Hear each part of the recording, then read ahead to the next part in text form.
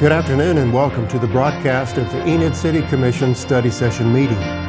Broadcasting live in high definition from the lower level conference room at the City Administration Building located at 401 West Owen K. Garriott. Please stay tuned as Mayor Bill Shuey presides over the meeting.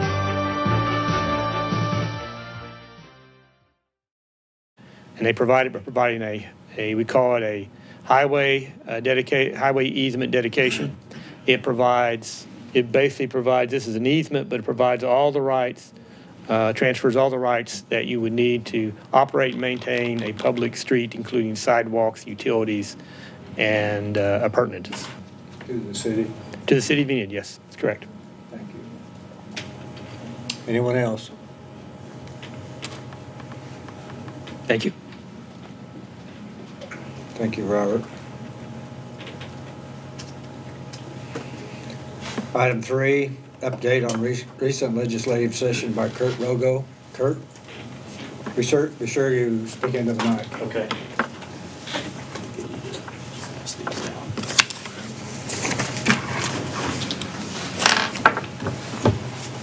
I have a couple handouts for everyone. Let you take those. Let's go.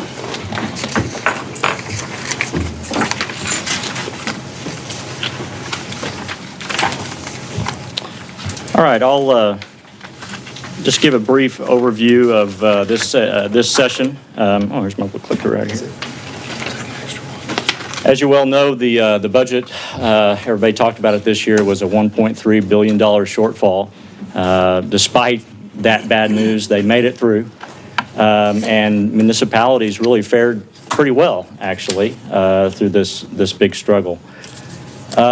This year's appropriation actually turned out to be $6.78 billion, which was 5% than last year's budget. So they had to fill in the gap with some other creative math out there. Basically, it was the typical agency cuts. Here's a few examples of, might hit home to municipalities. I did give you a handout on the one that's colored, shows every agency and how much they received this year.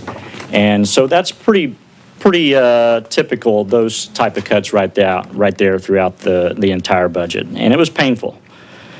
The legislature, probably the most painful process the legislature had to go through were the revenue raising measures. Probably, and even some of what I thought was easy were difficult, but on the single page right here on the revenue raising measures sheet, basically gives a long list of some of the topics that they had to address to fill in the gaps of the budget. The big item was they bonded transportation, and they did that to the tune of $200 million, just basically borrowed that money, backed that money out, and put what they would have given to them in cash back into the general revenue. So that was a huge item. They went after a lot of different tax credits in one industry or another, whether it be coal or oil and gas.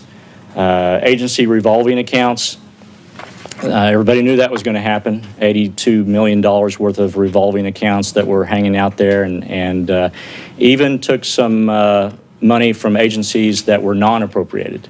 And so that was a little bit painful to go through. Of course, the tax reform I mentioned. Here's a few things that did not pass that were on the list to be watched. They just didn't make it all the way through, and that was, of course, the increase levy on the county sales tax. Of course, that would have bumped a little bit into the municipal government, going from 2% to 3.5% on what counties could do. A big item that Governor Fallin was pushing was removing some sales tax exemptions. The legislature could never agree on what group of sales tax exemptions to go after. And so that issue just kind of faded away. Tobacco tax increase did not pass. They tried. Beer tax increase, they tried. It just did not work. And I had a good friend, lobbyist, who had been there for decades, tell me and remind me that the legislature, the last tax increase that they directly passed in Oklahoma was in the early 80s. There was a tobacco increase in the late 90s, early 2000s, but it was a vote of the people. The legislature has never done a direct increase. Of course, you have to have 3/4 majority to do any kind of tax increase. A couple bills that really fared well for municipalities. Number one was this internet sales tax issue. Of course, we had a great author on the bill, our own Representative Caldwell, and this was probably his first really big test, and he passed. And it was he was very much baptized by fire the first day that he presented this bill on the House floor, also known as the Retail Protection Act or the E-Fairness Bill. It modified the definition of what it means to maintain a place of business in the state. It's going to be effective November 1. Basically, what it came down to was if you have a nexus in the state and you're an internet shop and you do business in the state with a storefront, they're going to come after your internet sales as well. And it just the state's way of reinforcing of what may be already on the federal books. But I knew that this was really going to have legs and pass when I had a sit-down meeting with OML and the Tax Commission, and the Tax Commission grabbed this issue, started making modifications to it and changes where other states had made mistakes, and started making improvements to the bill based on other states around us or throughout the nation, what they had already gone through. And a lot of it had to do with the Amazon.coms of the world. And so a lot of that, there's a lot of legalese that goes into collecting sales tax, which is way above my pay grade. But Representative Caldwell was able to pass this by just a couple votes.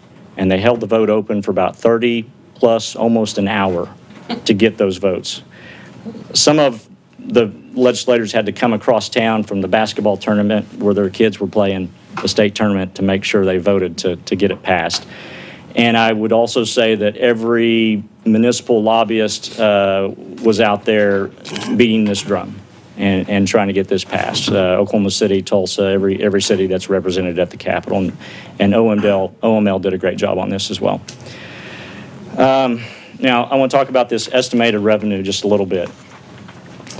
$130 million is what they estimate that this could bring in. The problem is this is a very soft estimate.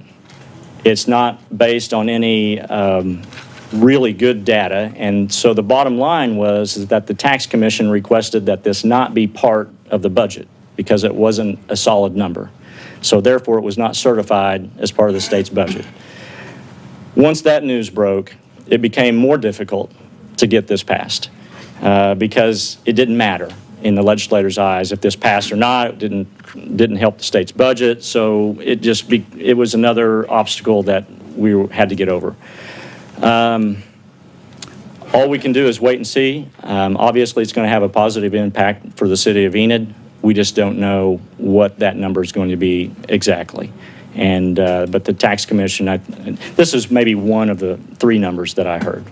So don't even, it's a positive impact. Is that a number we can look at and understand how much? It's possible, and in fact, the Tax Commission might be able to give you just a better estimate. It's just that it could not be part of the budget. And You're not going to be able to give us an estimate until about this time next year? Yeah. As long as it's plus, Yeah, well, it's going to be a plus. There's no doubt about it.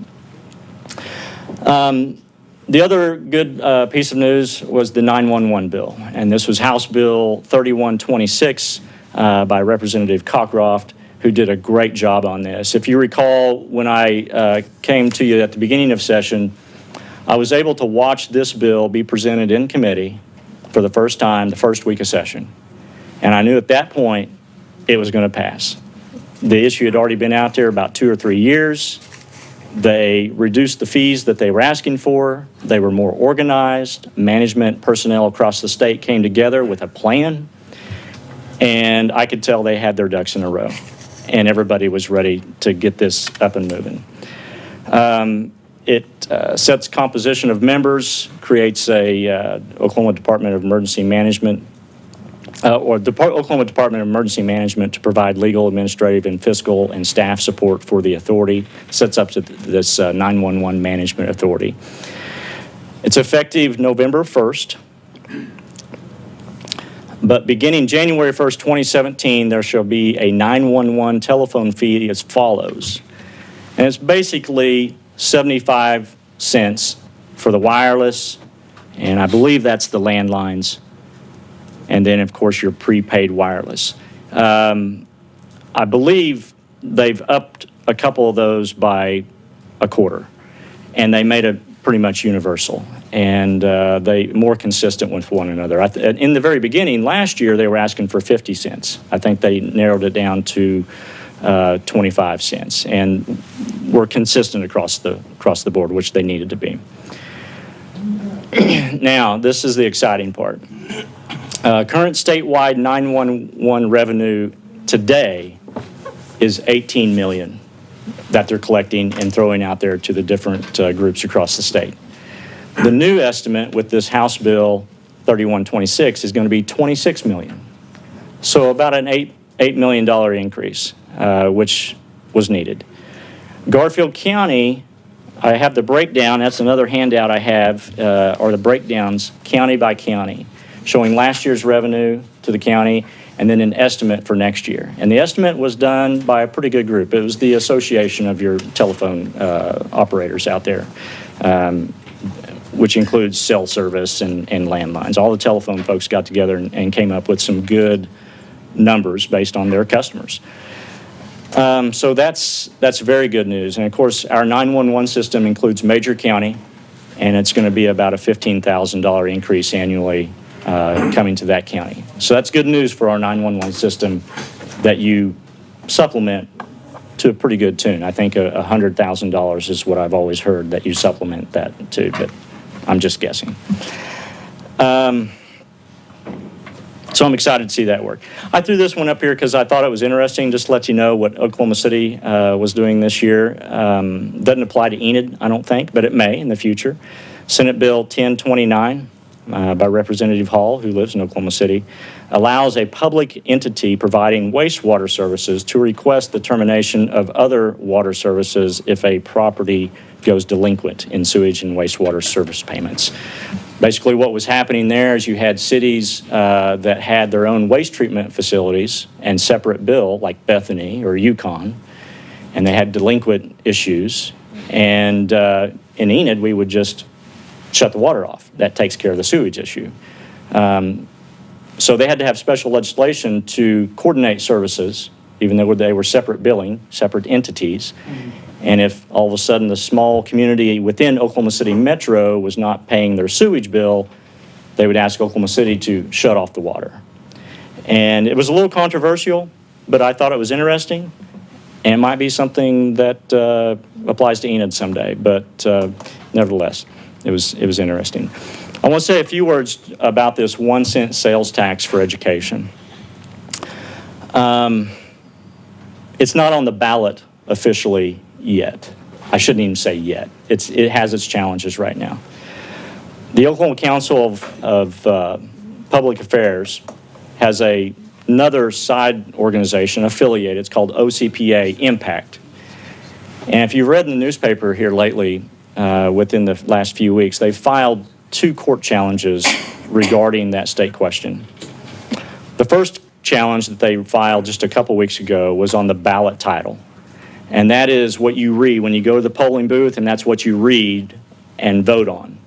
And of course, they have you have to do it in 200 words or less, and you have to explain in layman's terms what that measure is going to do. And they didn't feel like it explained what it's going to do well enough, and so they made a challenge in that area.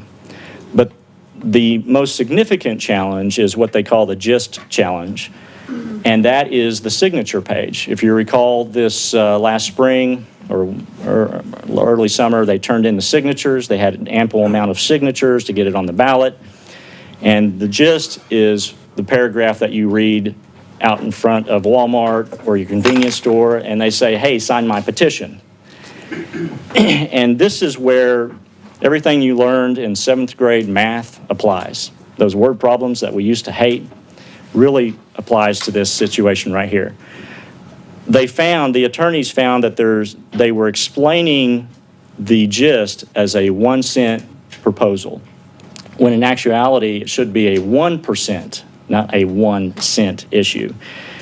The gist inaccurately describes the state sales tax as increasing by 1 penny instead of 1%, and that it does not adequately describe how the money would be used. And so there has been some ballot measures stopped because of a very poorly written gist. And so from my understanding, they have a pretty good case. So this is going to be very interesting to watch in the next 6 weeks. When does the governor have to send it to the ballot? Coming up. They have, let's go ahead and get to it. August 29th. That's the deadline for these cases to be addressed, because that's the day after the runoff, and that's the first day to print general election ballots so they can send them off overseas and allow military to vote and things like that. So this all has to be cleaned up, according to the election board, before August 29th. So if it's clear, so assuming the court doesn't kick out the ballots and or kick out the question, I really don't think it will, but assuming it doesn't, then it will automatically be on the November ballot? That's what, Because there was Yeah, some the- concern that they might be kicked over to the August ballot for a while. I don't think there's any way it could make the Well, August that ballot. doesn't make, yeah, I mean, with, Yeah, being that these challenges are on out there, there's no way it can make it on the August I ballot. think they would have had to have it by June Yeah. 30th or something. That was the deadline? 60 Okay. days Yeah. before, so it's too late for that. Yeah, so and but the assumption is November ballot and not. the some ballot assumption in is that the 2017. governor would put it on the November ballot. Okay. And I even asked the question, well, what about some next year's ballots? Yeah. Well, I don't think that she's going to let that happen, because it's too big of an issue. Yeah. And so on Friday, July 1st, the Oklahoma Municipal League filed some statements of support, some briefs, and supporting the OCPA impact, challenging the gist and the ballot title. A lot of municipalities are watching this issue. Not that it's not important to education. It is very important to education. It's very important to teachers, very important to classrooms. But the 1 cent does create issues for municipalities when they want to do their own bonding elections for transportation and water and sewage. So there's a little bit of headbutting that could go on there with sales tax dollars. And when you start getting over the 10 cents on the dollar, people wake up. And, I think you want to pride yourself on keeping your sales taxes as low as possible here and giving them best bang for their buck. Kurt, Yes. is it 10 cents or 10%? That's a joke for you. Yeah, it's the gist. 1 cent sales tax. Yeah, it's 1%. How did that happen? I don't know. It goes back to those seventh grade word problems that we all love to OCPA hate. is really reaching on this. You know, one. It's it's- going to get upheld. Attorneys will dig and dig and dig, Yeah, and It'll be on the November ballot. we'll see. Get past the next 6 weeks. It's going to be interesting. Did you have to change the wording? Yeah. No, I mean, the question's going to be whether their wording was sufficient. If it wasn't sufficient, then they have to go start over. But the court's already up. I mean, there have been, one challenge or 2 challenges already? They already went through some challenges on the signature process, and they had enough signatures. Yeah. And now it's They're going gonna make after it- the Those are stretching. gist. And the ballot title, you're not going to get it kicked off on the ballot title. All you're going to do there is reword it. Yeah. Right. And so the gist is what they're going to be hanging their Yeah, hat the on. ballot title, so what? So. We gotta slow it down, maybe. It But just put it on the November ballot. sure not does make it August. interesting. Yeah. It's kinda creative People argument. that signed it didn't really know what they were signing. if it Yeah, wasn't but that's voted for. silly. Yeah. Interim studies, of course, this is election year. So interim studies are going to be down, typical with election years. But I found one that might be related to municipalities, and that's Representative Mark McBride, who actually used to live just north of Enid years ago, near Hillsdale. So he's very familiar with Enid. He builds some homes on the side in Oklahoma City, so he's very aware of the code process. He wants to review the statutes relating to buildings that require professional services of an architect or other design professional to determine code compliance and make recommendations. So I can only think that he wants to take a look at the codes out there. So just keep an eye on that. Now elections. And I just have these two last slides because it's that time of year, and I think this is very interesting. In the Senate, there are 48 members right there. 39 Republican, 9 of them are Democrat. 11 are termed out. It's a pretty good number. One chose not to rerun again. That was Senator Halligan. He put in, I think, 8 or 10 years.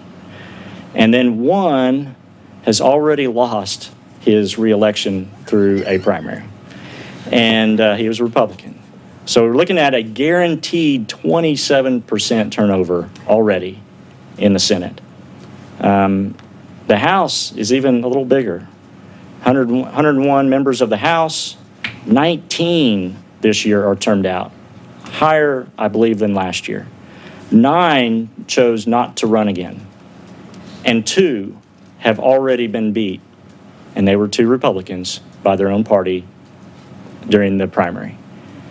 And so in the House, we're guaranteed a 29% turnover today. Overall, right now, we're looking at a guaranteed 43 new members between both chambers, and that's 149 people, 28%. I hate to say it, but could be a couple more casualties, with getting beat in a general.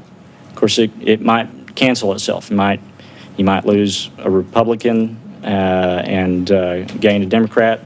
So it's going to get very interesting. Obviously, when you look back, the primaries were not very good for Republicans, mainly because of the budget, mainly because of all the decisions they had to make regarding the budget, education, and just everything that's been going on at the Capitol in general. So anyway, interesting. Makes for an interesting election. So any questions? All right. Thank you, Kurt. Thank you.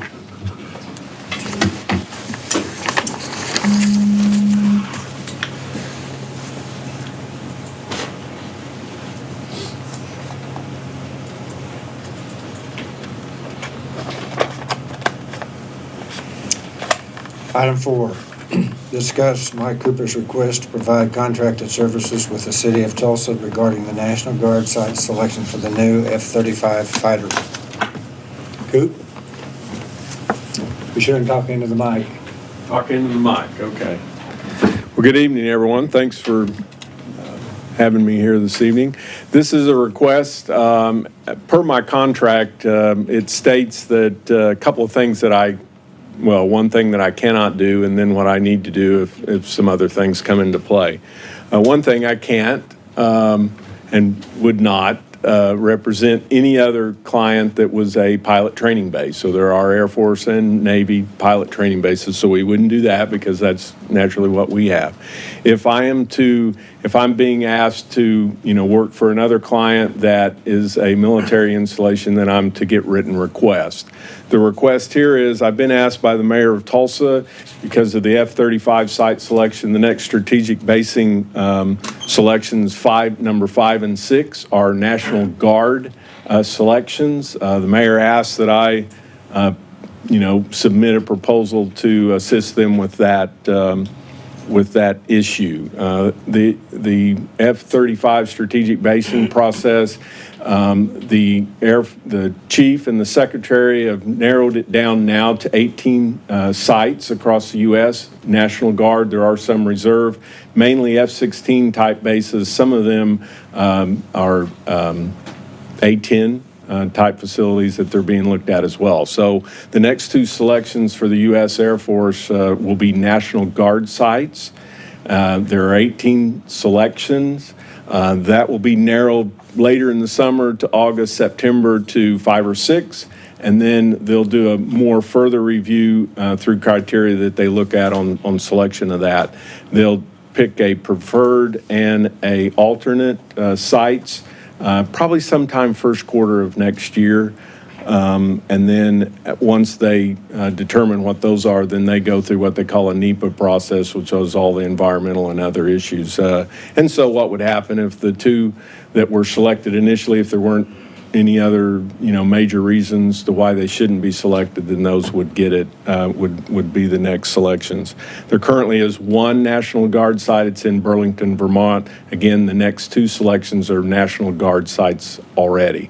So they don't have any kind of issues dealing with the type of facility that we have here. They're not regular Air Force, they're National Guard sites. And this would be to replace the F-16s at the Oklahoma National Guard, the 138th in Tulsa at the airport. So if I'm to do that, I need to bring, it's not, they'll have a selection process, I think, in Tulsa probably in the next, few weeks. If I were to get it, then I would have to have, written approval from you all that it was okay to do that. I think the timing on that, we do have an election that's in the middle of all this, so generally the timing should be, about a year and a half, and that will all be based on who wins the elections, the people inside the Pentagon. Some of those will be appointed seats that are sitting there now in positions that make these decisions. And again, Miranda Ballantyne, some of you have met her. She's the Undersecretary of Installation, Environment, and Energy. And she has the strategic basing process. Richard Hartley, her principal deputy, the Installations Secretary, Jennifer Miller, and then Carol Ann Badet is the Director of Strategic Basing. And those are the people that make the decision. Some of them are subject to change per an election. So that would be the only thing. Is there any downside to us? No downside to us. It You have doesn't to tell us if there is. I know. You would be the first to tell. Tell the upside. I do think the upside, and of course we have, our Air Force folks here. I mean, just to have the F-35 in the state of Oklahoma, I think is an important thing. It brings a lot of technology and a lot of other things that go with that. A lot of the issues that we have, airspace, there has been kind of a general agreement between the 138th and our folks on airspace, like there would be other places. They need access to tanker tracks and things like that. Of course, we've got the new tanker down at Altus. They have them up at McConnell. So there's a lot of things that are in play there. But I think generally it's good for Oklahoma, and I don't think that it really hurts us at all. And we have another, if you're a pilot, you like more runways that you can always access. So, and our runway is now longer. So anyway, no, I don't believe so. It's very expensive to me. You might tell them how that affects Woodring and Vance Air Force Base with our owning our airspace.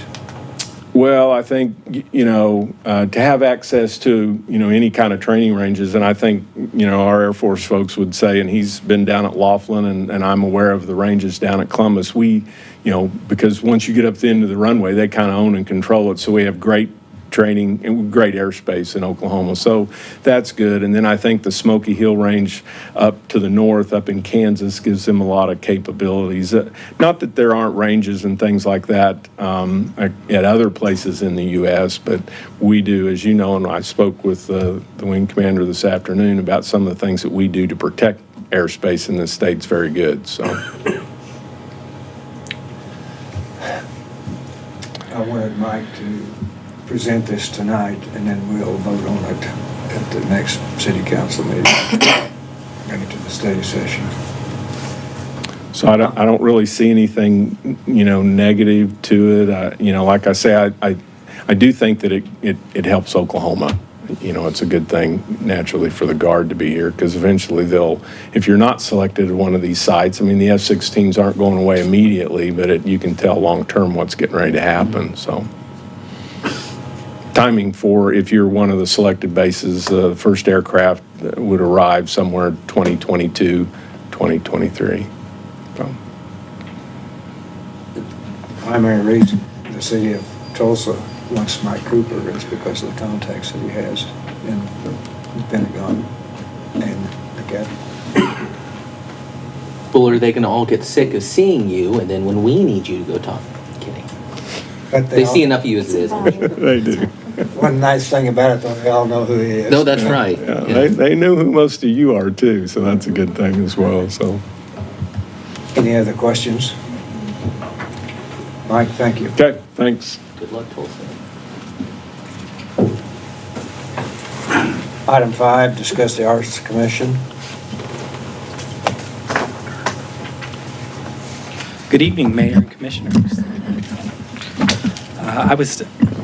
I was asked to look at the art ordinance and make some changes that commission has requested. I would like to start by saying thank you for allowing me to inform you about the proposed changes to the Arts Commission and to update you on our city's ordinance and how it compares to other cities. The first thing I'd like to address is, do I have a little clicker? There we go. All right. The first thing I'd like to do is address what the Arts Commission proposes, and they would like to change their name. They want to start off with replacing Arts Commission with something a little bit more recognizable and easier to remember, the Public Arts Commission of Enid, abbreviated as PACE, P-A-C-E.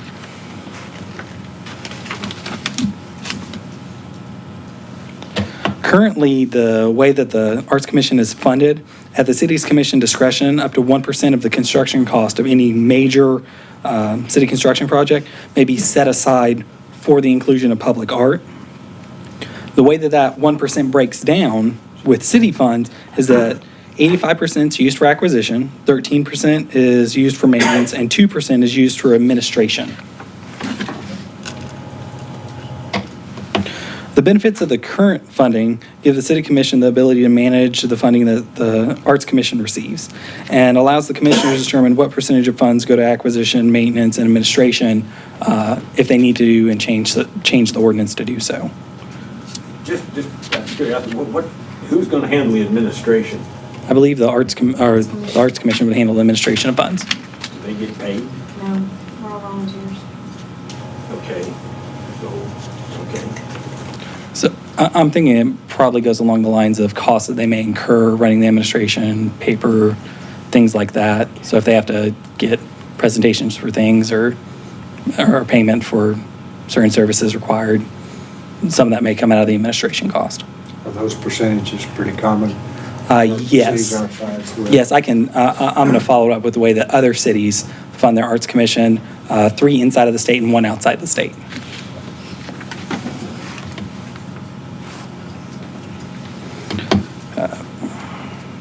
The way that it currently breaks down is that it gives the city flexibility on when and where to use the funds, and the revised ordinance continues this breakdown, but also applies to the matching funds that the Art Commission receives because they currently don't have any guidance on how that is broken down. So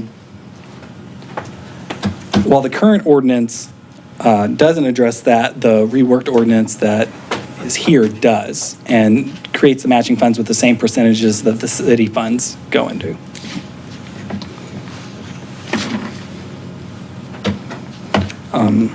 This is how several other cities fund it, and the percentage they fund their cities with is Edmonds 1%, OKC is 1% unless the revenues prevent it, Tulsa is 1%, and Santa Fe, New Mexico is 2%.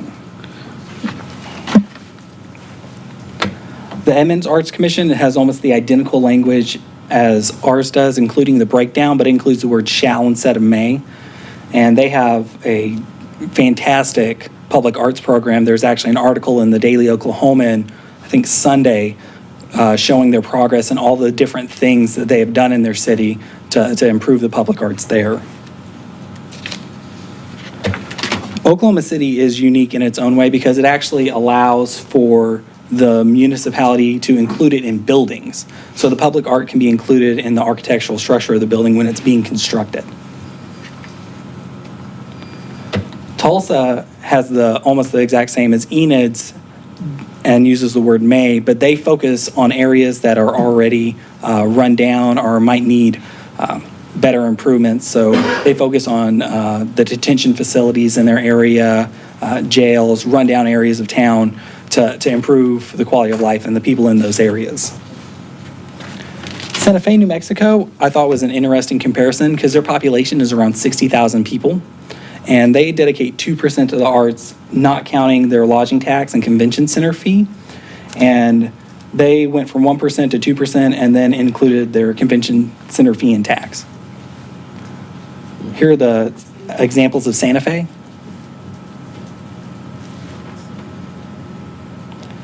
Here's 2 of Edmonds. Oklahoma City's with the giant discs and Albert Einstein on a bench. And here's Tulsa's, where they did murals along the wall and incorporated some of theirs into the architecture of the building. That's it for me. Do you have any questions? When we're bidding a construction project, we are going to show in the bid process the 1% is going to be used for public art. No, you would appropriate that separately, unless you wanted the contractor that was going to build something to also provide the art, but I wouldn't really see it I'm working just that trying to way. figure I out how would we're see going to it- work that amount into the Like, where does the process. money come from? Shouldn't we include it in the bid processes for those major capital projects? What So we should- that we can ensure that the money will be there? I was just going to say, what we Otherwise, suggest there's no way to- is that you budget it based on capital projects and the amount that you want to approve. Because a lot of That's a times- suggestion. I mean, we don't know until after something's built what it's, the What cost, it's the your- final cost right. is gonna be. Mhm. So it's hard to budget that ahead of time. And I just, because I'm on that committee, and so I wanted to just point out the reason they wanted to change the names, because we have the Arts Council and we have a few other things around town that all kind of sound the same.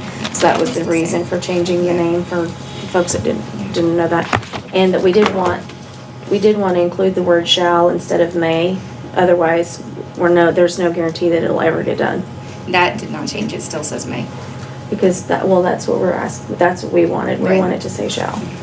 Because otherwise, There's no teeth. There's no teeth and it's pointless. And What we was that? we haven't budgeted any money for it so far. We have, we 30, budgeted, but I think it's, 35. is it 10,000 or what? We have 10,000 in there right now. Okay. That was kind of our place to start. But we haven't, and we've been alive for 2 years-ish. But this ordinance has been in place for quite a while because Mike Stuber was one of the ones that brought it when we first originally passed it. It has And been it's- in place for a while. It's been on our books for a few years, but there were some changes that we wanted to make and that we were encountering where we were trying to figure out how we're gonna operate. What was our percentage? 1% of major capital projects. And that doesn't mean that the art has to be placed at the location of the project. It can be placed somewhere else in town, but those funds fund it. It's like if you spend a whole bunch of money at the landfill, you're not gonna put art at the landfill, but you can use that money to allocate to the art project and then put it somewhere else that's visible on the highway or something. What qualifies as a major capital improvement? There's a definition, if we could pull up the ordinance, please. That's a good And I'll question. read off the We build a lot. That in there. The construction cost is greater than $250,000. But if we change it to shall, do we have to spend 1% of $500 million? on public art, yes. Yeah. That was the concern of the city. No, but But we can't, I mean, I love public art. I think we should definitely be spending money on public art. We can't afford an extra 1% out of that pipeline budget. I mean, I think it's great when we're on a smaller order of magnitude. Maybe we should put a cap on it. I mean, if we're doing a construction project that exceeds, that gets into the really, really, really big dollars, then maybe there's a cap of X, not to exceed X. I think we're gonna have a hard enough time getting the money together for that pipeline. 1% is gonna make a big difference. Though we'd have a hell of an art installation, Or several, or several. Yeah. because right now we have very few. We could have a Rodin in the yard, and And, that's completely up to the commission. I mean, if you want it to say shall, it can say shall. We left it may because we felt like it was just too much money coming up that's gonna be spent soon. Well, we hope will be spent soon. If we can afford it, yeah. And the commission sets the, I don't know if you want to lock yourself into that kind of requirement. Well, also, how will we pay for it? I mean, like, the vote on the ballot is for Is CAW only pipeline. for the So we would then pipeline. have to Would come up not with an be- additional 1% So it of that wouldn't- cost from the general fund, Right. Well, which we can't. okay, but could you not, when we bid projects from the point this passes forward or whatever, could you not include it in the bid process? Is that what is, because I think could we kind of be. talked about that might be what some of the other cities are doing. It could be included in the bid process. I would have concerns about that just from a standpoint of every single bid you bid from now on is going to increase by at least 1%. Because they're not going to do it for free. Right. And also, they're gonna take a cut on it too, because they're gonna hire an artist, and then you have a middleman that also gets paid on No, that. the people doing the project aren't the ones that hire the artist. The art commission's the one that hires the artist. Well, but Tammy, how do you do that in the bid if that's not the way the bid process Right, works? yeah. In a bid process, a contractor is giving you a bid for this much money, and he'll take care of this entire project. Yeah. And that would include the art. Yeah, so we can't bid it with, But that doesn't make sense because the art's not included in the construction project. But it would be if you include it in the bid documents. Mm-hmm. Whatever you include in the bid documents is what you expect the contractor to provide. Well, couldn't they just have their price plus 1%? That's what I mean. but then you have to have whoever gets the bid, you have to have them doing the art, and No, you wouldn't. Why would You you? just set that Because that's the- 1% aside to hire someone else to do the art. Right, so But- it shouldn't be in the bid documents. but it can't be in the bid documents. I got you. Because whoever does the bid, Okay. Kelly, do you have any input on this? Because she probably knows more what to say than I do. I don't know what the process is, but I think you're going the right direction with, it can't be in the bid document, so you know that every time you get a bid back up for over 250,000, then you need to add, 1% to that as a separate expense. well, it seems like the better way to do it mechanically is to, when we do an annual budget of $7 million of capital improvements, we have a separate budget line item for For art. 1% of that That's- for art, and then Yeah. we administer the art totally separate. The only where that 1% comes from is at the annual budget process, and it's just an automatic trigger. Yeah. And that's But fine. I think that's the way to do it. I just would like to exclude any project greater than $10 million or $50 million, or pick a number, because at some point I was thinking of then, 10 million, anything between $250,000 and 10 million. Sure, But Yahtzee. $360 million. Well, And no, it will I- be more than that. Well, I mean, that's sensible, but also, that's probably the only project Enid will ever do that will ever cost that much money. In our time. Oh, I hope so. Right. I mean, and for a very long time, and in the history even that we've had so far. So, Well, I mean, the event center was greater than 10 million. but it wasn't 360. No, that's true. And I the mean- water reclamation Water facility reclamation. too was. Right, I mean, they were costly, but the whole point is not to spend pennies, it's to actually invest in your community. Yeah, I mean, Kelly, do you think that sounds reasonable? And I'm asking Kelly because Kelly's on that, no pressure. well, she's on that committee too, and she handles a lot of the administration part of it. I think having a cap is completely reasonable. I would consider the cap, you were talking about 10 million, I would also consider, what you spent on the event center and convention hall, and how much that would have been, what that could have purchased, and would you want your cap to be, where that would have been included if you were to do something of that expense again? What was that, 40? Ish, yeah, it was 25 or 17 and 8. something. So it would have been. The 87. two actual 400,000 buildings were in art. 25. I mean, not including all the sidewalks and all the other stuff around it. But the buildings were Utilities. 17 and 8. The term city construction project can get out of hand over time. I like the $10 million figure. I feel like that's a I fair still amount. think that's a little low. I think it's kind of low too. I would. What's your When you suggestion? looked at some of the other cities, 20 what and did 25. their verbiage say? Almost all of them, for example, Edmonds was almost identical to ours. I'm pretty sure our original one came Ours is from modeled Edmond. So they don't have a cap. Did they cap theirs? I don't believe so. Any major project you have is gonna cost more But than it- 10 million. yeah, dollars. but I it mean, if it's still really a says major May. project. Right, I agree. Edmund's ordinance May, still not says shall. May, right? So even though it says May, or even though there's no cap, it still says May. So the commission has The not majority locked of themselves the- into doing The majority anything. of the ones we looked up, though, say shall. They're no, pointing it out, makes they're sense pointing to out have teeth. Edmond because it says may. Yeah. But all the other ones we looked up said shall. I mean, I don't have any problem putting teeth in it, and I don't have, I just, I want to have. Well, it's still gonna have to survive the budget process. Well, except that we, Not I mean, if we have an except ordinance if that we have says an we get ordinance it, we that get says it. shall, the only way to get around it in the budget process is by passing another ordinance. Not that that's particularly challenging. I mean, we can, Either way takes 4 votes. If we Yeah. have- If we have a. yeah, no, building that's right. If we have a building that's destroyed by fire, tornado, earthquake, whatever, and we have to replace it, does this kick in? Sure. Yeah, It it's a would. capital. If you use the word improvement shall. project. I don't have any heartburn with that. We're gonna generate a lot of money over time. Good. That's the point. That's the whole reason we have it. And I think $10 million is a good, Not 10 million ever, 10 million per project. Yeah. I understand. Yeah. I think most of our I mean, projects it's are, low, but- the vast majority of the money we spend, excluding that little pipeline thing, will involve projects that by themselves are far less than 10 million a pop. I think that cap is, We'll have water to furnish them though. Could you do I hope so. shall up to 10 million and may? Over? love it. Sounds great. I think that sounds Yahtzee. perfect. You good with that? Absolutely, because I think it's a project that could be amended in the future. Now, I feel obligated to say, you obviously can do whatever you want. We'll bring back to whatever you want. 4 votes, we'll change it, or 4 votes, we'll budget it.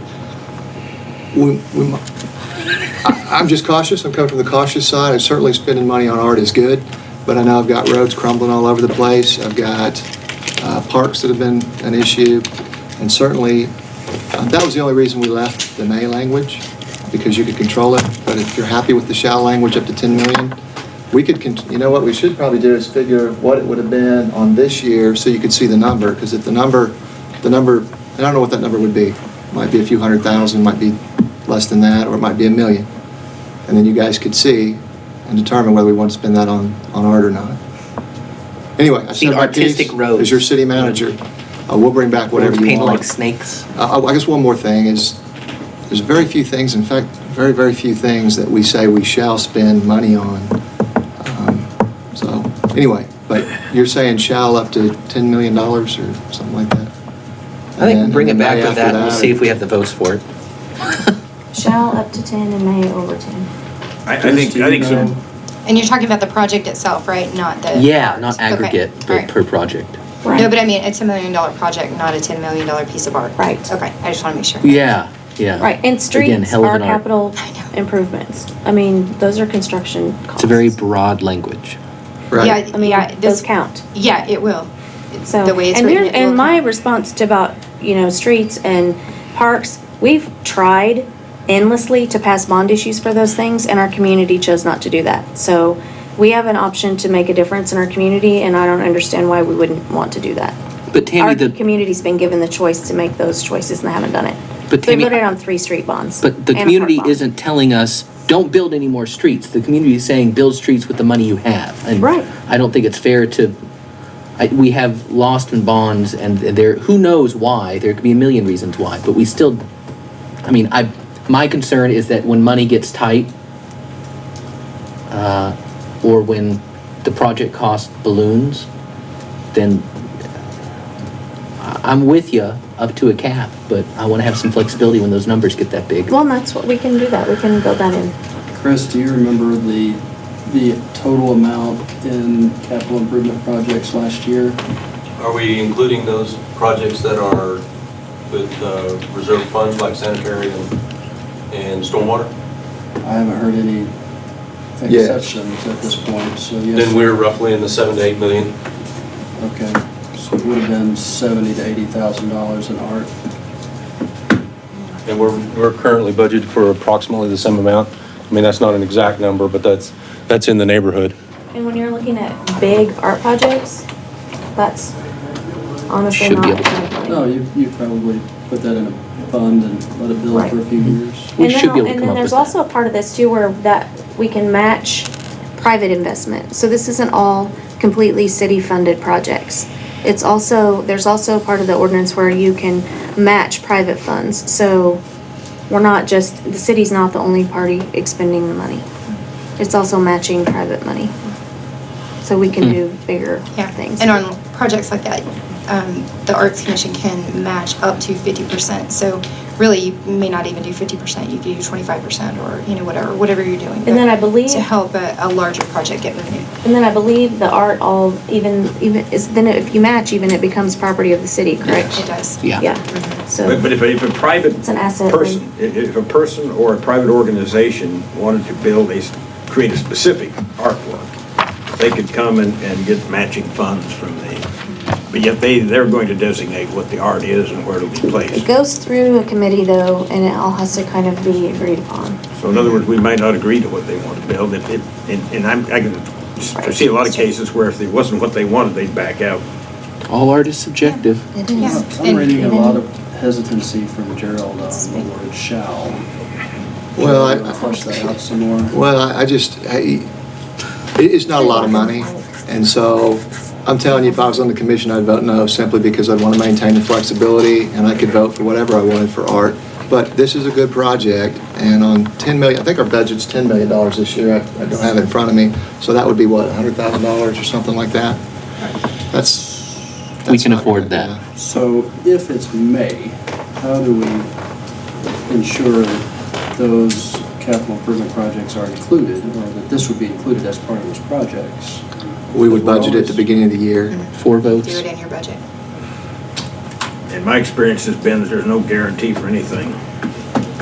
And we've had, like I said, this ordinance has been on the books for at least 3 years maybe.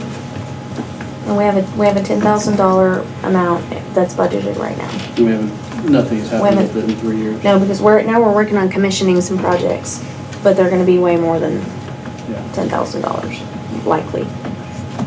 So, What did the mural cost, Kelly, that they did on the side of, that Main Street was involved with on the side of the, It was 6,000. okay. And it was, that doesn't include the lighting that the building Sure. that was installed, but the mural itself. I believe that is a low price per Mhm. foot. That's close to $20 per square foot of mural work. I think it's usually 30 to 40. say, cause when we talked about murals before on the Main Street Art Committee, they were anywhere from like 10 to 12. Weren't they kind of an average price for a mural is about 10 usually? Yeah, it depends on how large the wall is. That was a fairly small wall for a mural, and that's why it was lower. It was 6. Is that the one at Conrad Electric? Yeah, Yeah. Cool. yeah, cause they're pretty So pricey. that might be the cheapest one as far as murals go, just because of the size and the price per foot. Anything else? Thank you, Will. We'll bring that back in 2 weeks. Great. We are adjourned. We'll meet upstairs at 6:30. Thank you for joining us for the Enid City Commission study session. If you have any questions or comments, visit our website at enid.org.